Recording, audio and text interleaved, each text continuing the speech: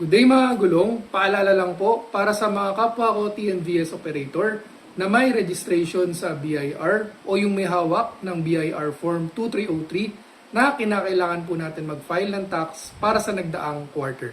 Mga kagulong, dalawa po ang kailangan nating i-file na tax. Una, ang business tax o mas kilala bilang percentage tax at ang income tax. Importante po na makapag-file tayo ng tax bago mag-deadline. Para po sa business tax, ang deadline po ay July 25. Sa income tax naman po ay August 15. Ang covered period po na ipa-file natin ng tax ngayon ay from April 1 to June 30, 2026. Mga gulong, napaka-importante po na alagaan at bantayan po natin ang pag-file ng tamang tax.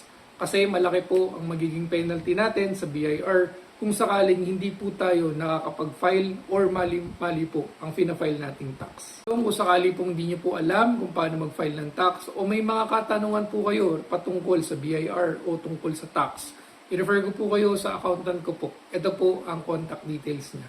Trusted and highly recommended po siya mga kagulong. Huwag po kayong mayang magtanong. And para naman po sa mga TNVS concerns and questions, pwede po kayong mag-message po sa page natin na ito. Drive safe mga gulong. Ingat!